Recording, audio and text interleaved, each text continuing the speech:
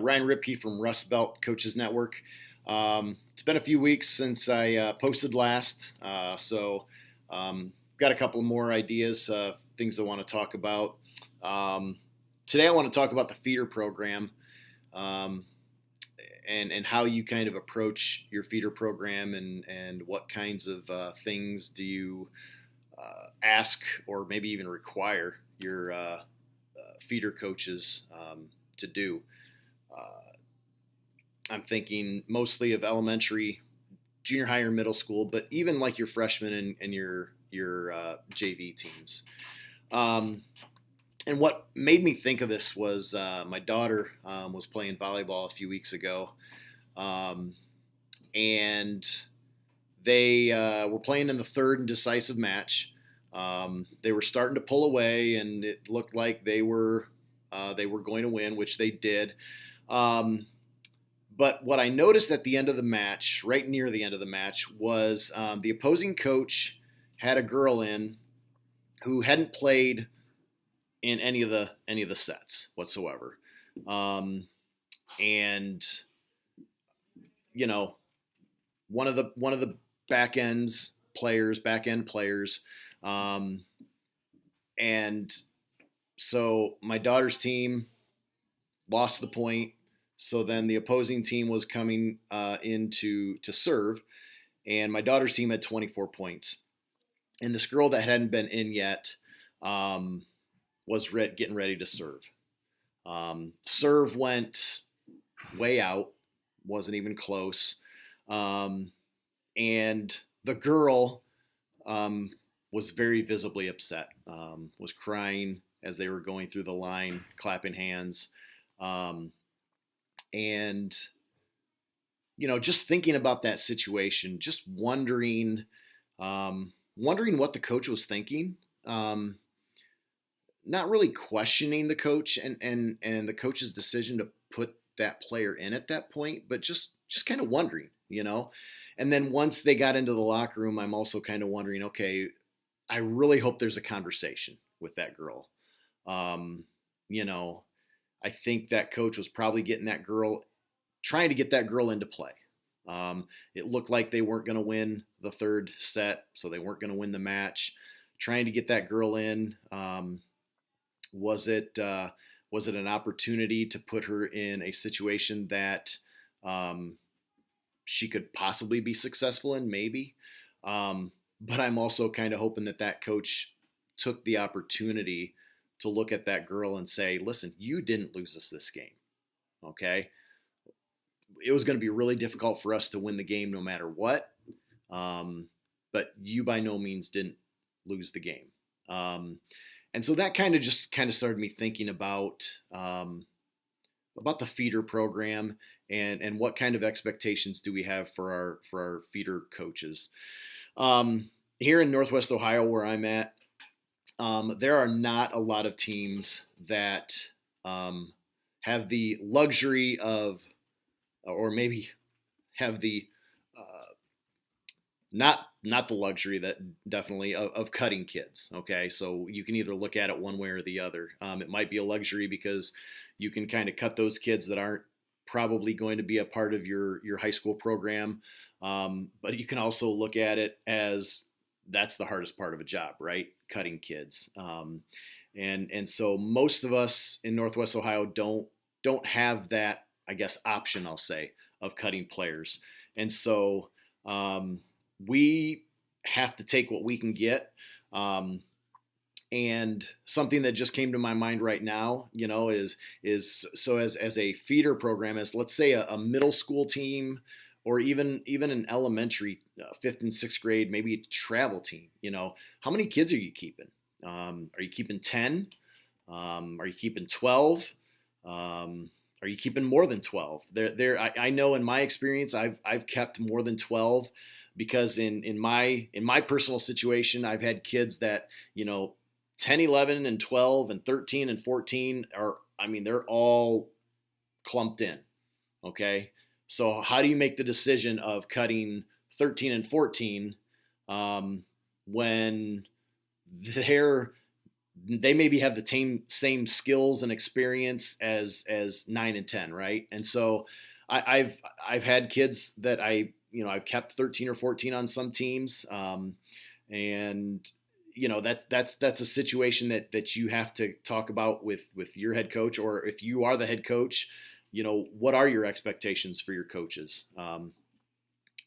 And I hope those conversations are being had not only before the season starts, but I hope that conversation is being had while the tryout process is going on. Okay. But one thing I think probably even before all that, as a head coach, one thing that I think you have to talk about, or at least think about, is what is the purpose of your program? What is the purpose of your feeder program? Okay. Like, once again, your elementary, junior high, middle school, freshman, JV teams. Okay. My opinion, is your number one purpose is to develop talent. Okay. You want your elementary players to be ready to play junior high or middle school basketball. You want your junior high and middle school players to be ready to play freshman or JV basketball, and on the way up. Okay.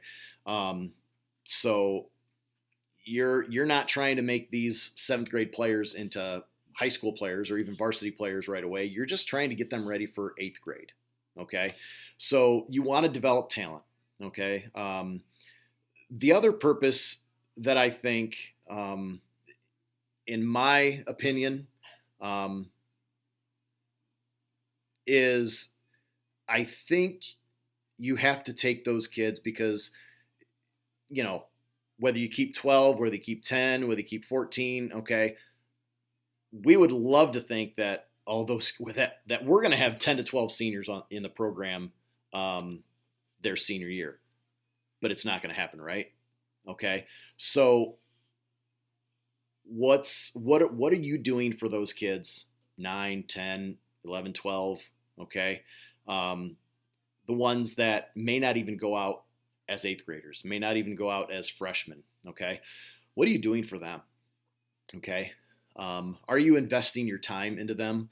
Are you just kind of pushing them off to maybe an assistant coach or a volunteer coach? Are you having them just stand on the sidelines and watch? Okay. I think in my opinion, whether they play or not, whether you have them practice or not, all that kind of stuff, my opinion is you've got to make this opportunity the best opportunity you can for them. Okay. As a 7th grader, that might be the only year that they play basketball. Okay. But it ought to be the best year, right? When they think back to 7th grade basketball, they ought to think back, you know what? I didn't get into play a whole lot. I didn't get into practices a whole lot. I wasn't very good, but it was fun. It was a great experience. I loved my coach. Okay. He treated me right. She treated me right. All right. So in my opinion, those are the two biggest, and I'm sure that a lot of you coaches out there can even add in more purposes for your feeder program.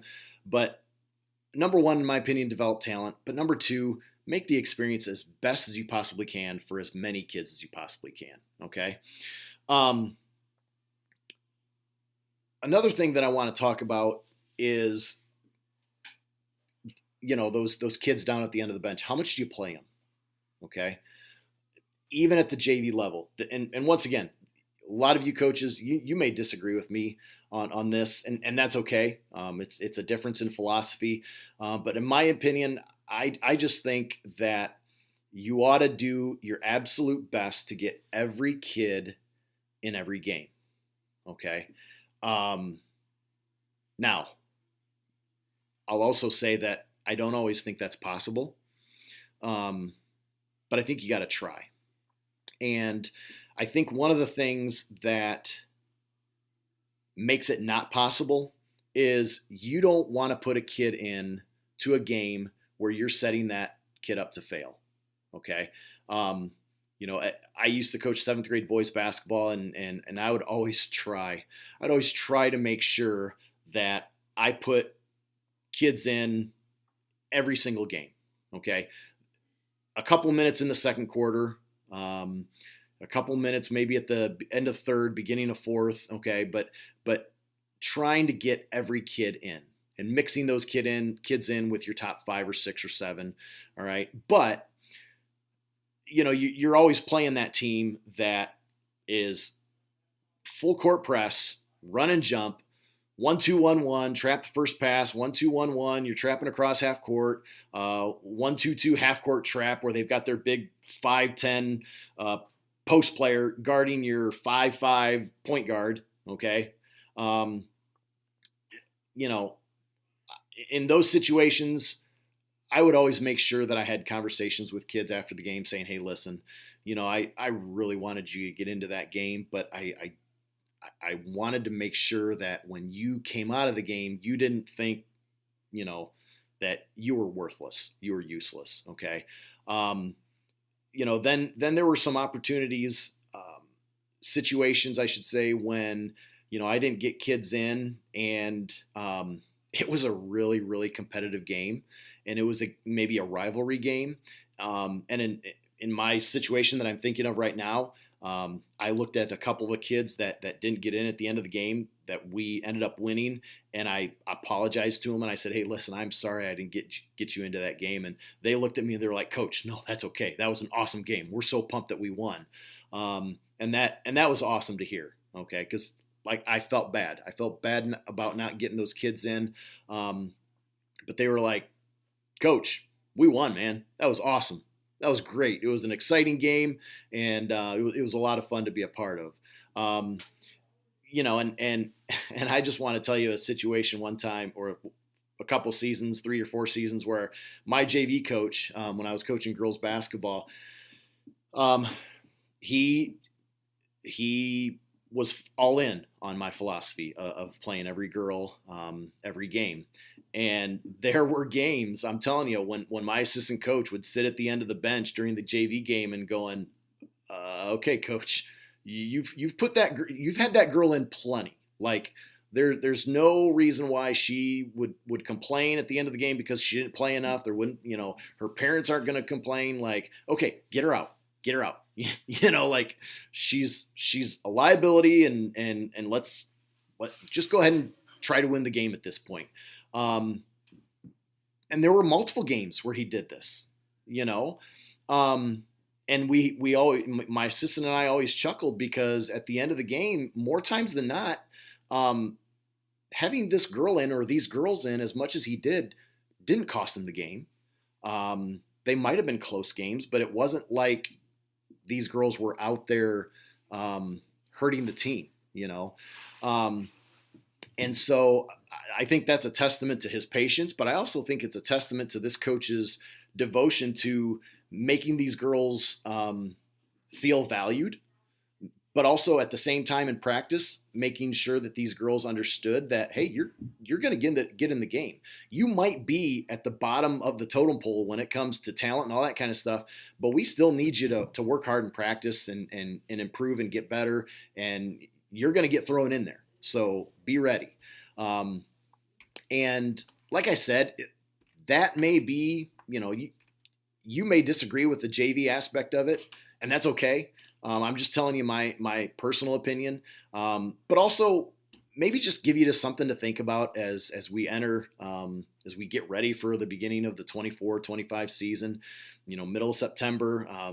I know we'll be starting practice here in about 6 weeks, maybe 5 or 6 weeks, and I'm really excited, but just some thoughts to think about. Hopefully, maybe I'll give you something to talk about with your coaching staff as you guys start having your beginning of the year staff meetings and things like that. So anyway, here in Ohio, we're getting ready for week 5 in the football season. So I always know that we're counting down to basketball season.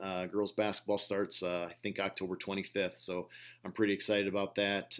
Getting back into girls coaching. So looking forward to it. So coaches, hopefully I gave you something good to think about. Have a great week.